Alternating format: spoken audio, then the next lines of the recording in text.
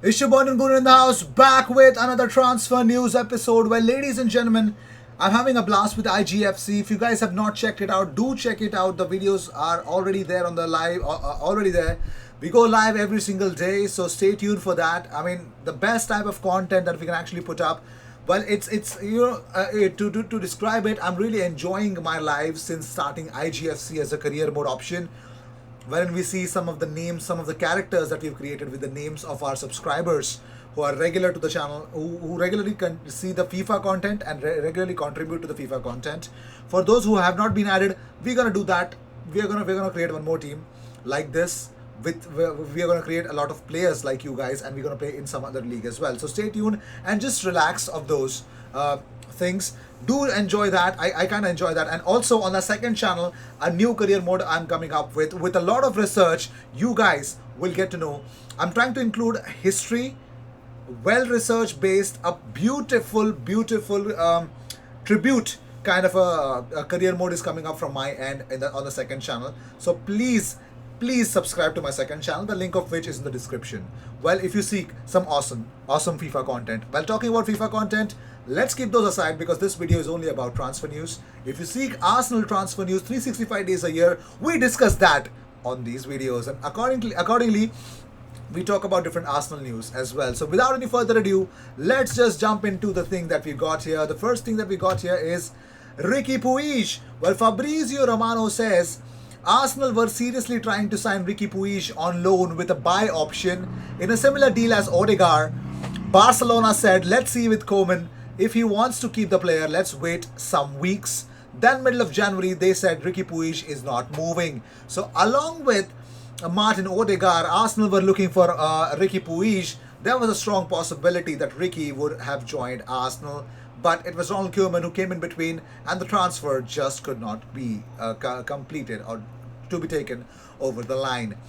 Moving on, so Chris Wheatley has come up with certain Arteta's press conference. Actually, he says about Partey's injury. Arteta says initially not too worse, not too bad, but scan showed it's worse. He is devastated. Tierney has knee injury. We'll see how the knee reacts when he starts to get more load. Still very positive that Balogun will stay. Everything in detail is coming up in this video, so just chill out for the moment. Also, officially we're going to talk about what exactly is happening about the venue of our Europa League round of 32 contest with Benfica. The first leg, officially it has been revealed by Arsenal. First leg, Stadio Olimpico. Second leg, Stadio Georgios Karaiskakis, which would be in Greece. So there was a confusion that no, Greece is not allowing, blah blah blah.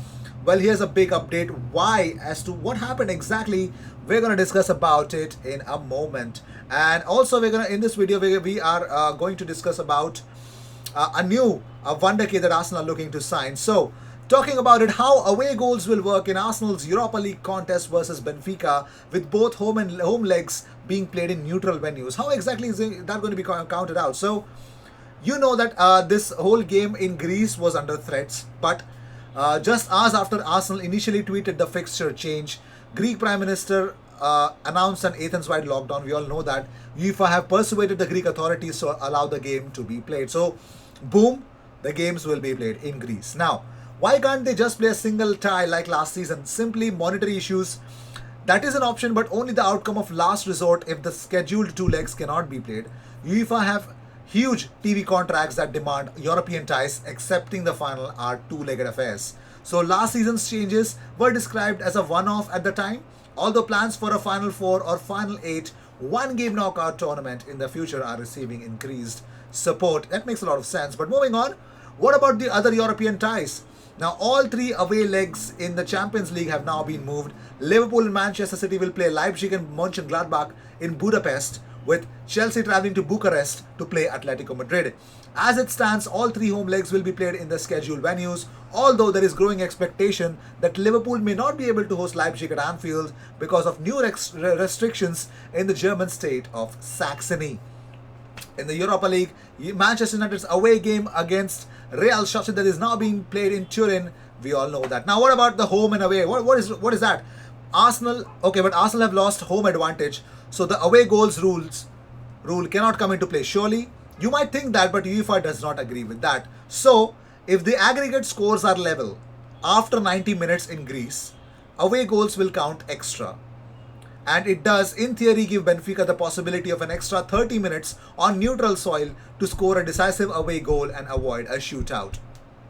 Possibility. And what's the history between them? Well, surprisingly, the two teams have only been paired once, and that was nearly 30 years ago in 1991-1992, the first season of the group stage format, which was to become the Champions League the following campaign. George Graham's Arsenal, who had put 6 past Austria Vienna in the first round, were hot favourites to reach the inaugural group stage, coached by the unknown Swede named Sven-Goran Eriksson. After returning from Lisbon with a 1-1 draw thanks to Kevin Campbell's strike, they went 1-up through Colin Pates at Highbury, only for it to fall apart.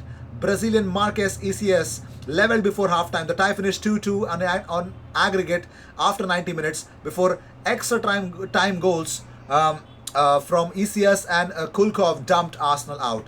Millwall fans will remember that Kulkov and fellow Russian Sergei Yuran had a brief stay at the Den a few years later. So Arsenal have been beaten by Benfica in 1991-1992. It's not a good history. Let's beat the shit out of them. Also, talking about Folarin Balogun, a big update from Mikel Arteta himself. Now, the question had to be asked, is he leaving? Is he actually gone? Like, seriously, like, are we even considering Folarin Balogun to stay, or is he off the thing? Well, Mikel Arteta does not think so. I think it looks like Arteta has opened up about Balogun. He says about not receiving game time. He says not yet, but he's played much more than people through this season. People thought this season when he was just in the under-23s for the whole season. So I think he's made big progress in few months. Now, Bayer Leverkusen have joined the chase for Arsenal wonderkid Folarin Balogun. Stuttgart and Rennes hoping to pinch him on a free transfer. Arsenal are still talking to Balogun and hope to persuade him to stay, as he is seen as a big prospect and hope for the future. Arsenal are aware of the interest in Balogun, but can do little to stop him leaving, as contract talks have dragged on, with the player's biggest concern whether he will get an opportunity or not. Now, well, Arteta also opened up about, he says, no, I'm still positive that Folarin Balogun is going to stay with us, and it's what they're trying to do as a club, and it's what I'm trying to do as a manager. As far as I know from the last week, the player wants to be here, so I'm positive. I think he's made some big progress in a few months. So Balogun ain't leaving. Talking about youngsters, here we go. Arsenal close to finalizing summer transfer for Sporting Lisbon teen striker Thiago Thomas for a cut price £20 million. Well, Sunsport understands that Arsenal technical director Edu has been in direct contact with Sporting Lisbon director Hugo Viana over the deal. The 18-year-old signed a new 5-year contract with Portuguese giants in June 2020. The release clause is £52 million. The 18-year-old, due to current economic climate and Sporting's spending in recent years, it is understood that the club may accept a deal as low as 20 million. Edu and Mikel Arteta were impressed by Thomas while watching Sporting versus Benfica earlier this month ahead of Arsenal's Europa League clash with the latter next week. Let's see what happens, because we all know what happened with the Cristiano Ronaldo getting away from Arsenal, from Sporting. Well, here's another one, because in the league, he has 2 goals and an assist in 8 league starts. That has helped Sporting in the top spot in the Portuguese top flight. Now, he has also represented Portugal at under 17, 18 and under 19 levels. Now, let's talk about Arteta talking about Thomas Partey's injury. He says, Thomas felt something during the game and we didn't think it was too bad, but after the scan, it looked a little bit worse.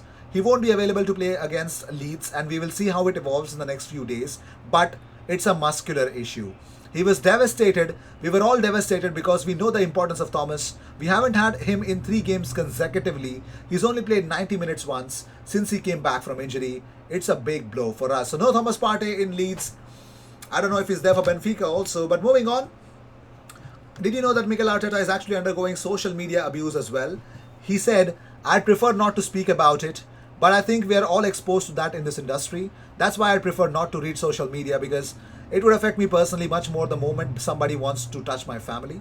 Because it happened, the club was aware of it and we tried to do something about it. It's not going to stop tomorrow. We know that, but medium, long term, can we do something about it? That is what I'm pushing for. And talking about more stuff, Matt Ryan says, although we lost the game against Villa, I think I can take a lot of positives from that match. I don't think I did myself any harm in terms of getting more opportunities between now and the end of the season. Hopefully at the end of the season I may have some nice options with Arsenal. Maybe there will be an offer to continue on a permanent basis. If that happens, of course, I'll look at it and consider it. But that's a long way off at the moment.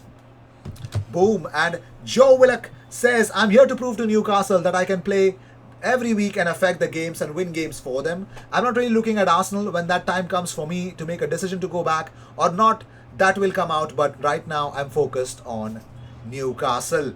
Well, Thomas Partey missed 6 games in total during the whole time at Atletico Madrid. Since joining Arsenal, Partey has missed 10 matches, with Leeds on Sunday to be his 11th match missed, according to Simon Collins. So with this, we end this episode. Thank you so much for tuning in, guys. Yes, more news coming up for you. Yes, tomorrow training picks and everything will be there. So stay tuned for that, and I will see you in the next one. Consider subscribing, please.